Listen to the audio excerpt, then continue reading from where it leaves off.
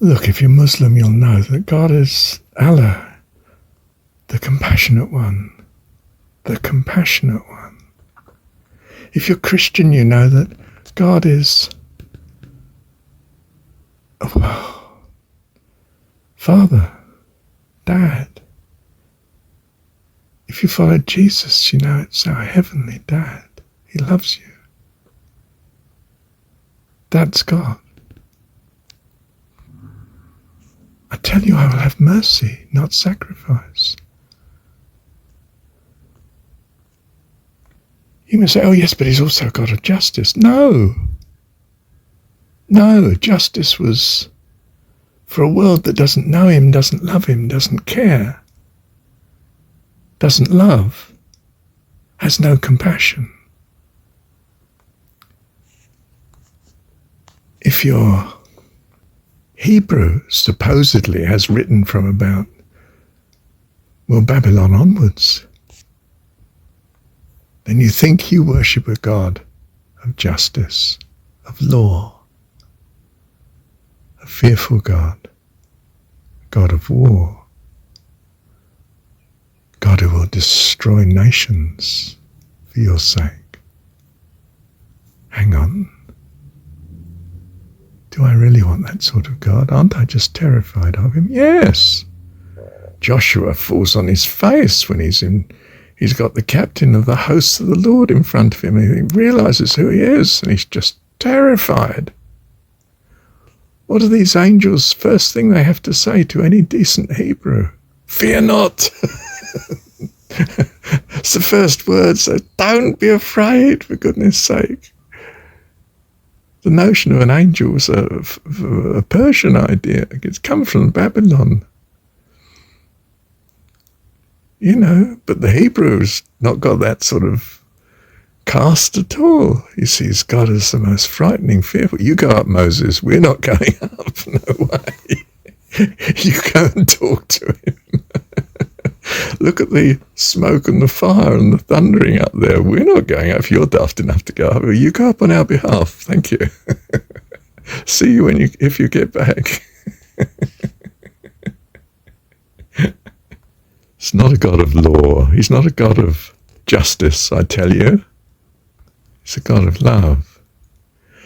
We in our secular world have made a God of reason. He's not a God of reason. I don't care what your logic is. I choose to love you. You are my child. And if anyone touches you, they're going to be in trouble. I mean, it's the fierceness of my mum. You touch my child and I'll kill you.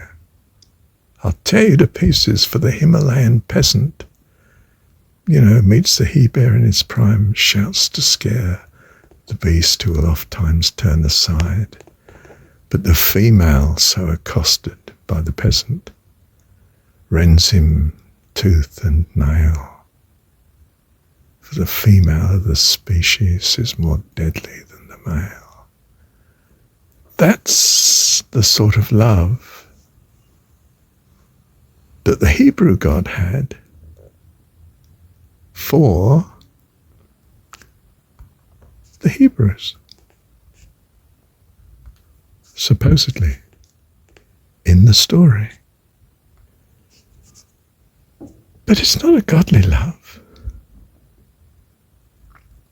God doesn't have to resort to evil to protect good. He uses good to protect good. You say, but you've just said that he has a world in which he's allowed Satan to act, or implied such anyway. Isn't that using evil? No, it's allowing evil to do what it wants in a circumstance where it will be a blessing, both to the evil one acting, if you like, if you want to think of it in those terms, and his victim.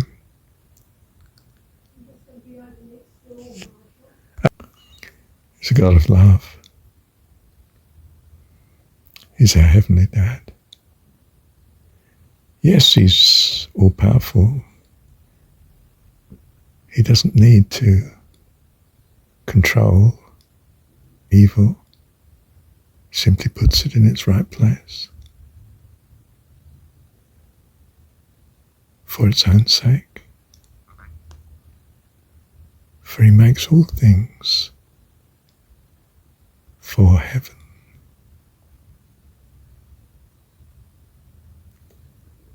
That is what I choose to believe.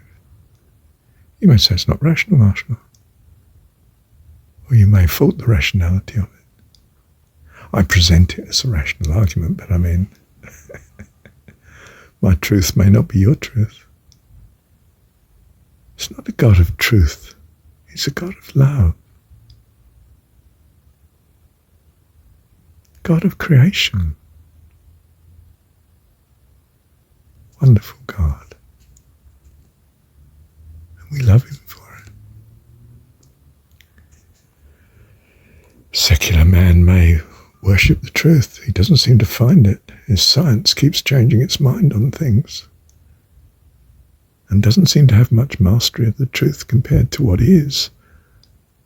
The universe is fantastic. Life is unbelievably complex. And his understanding of the universe and life is not much different to zero. Don't get me wrong. We benefit from such understanding as is around. But we benefit far more from knowing God loves us.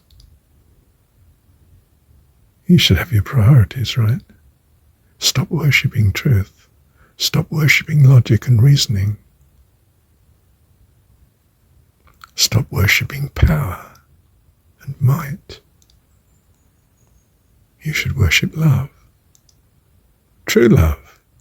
Not the infatuation that you find vanishes when you find out the reality of your partner, that they're as imperfect as you are in different ways. But a love of God. Not you for him, him for you. Because that will transform you into loving him. And to love him is to know for real his life eternal. And you will love all that he loves and cares for too, of course. You're a child of God. You have the same values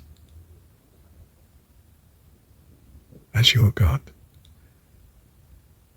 And as you become clearer and clearer, your God will be clearer and clearer. The God, the only God one could really love if you value life and life eternal, an abundant life at that.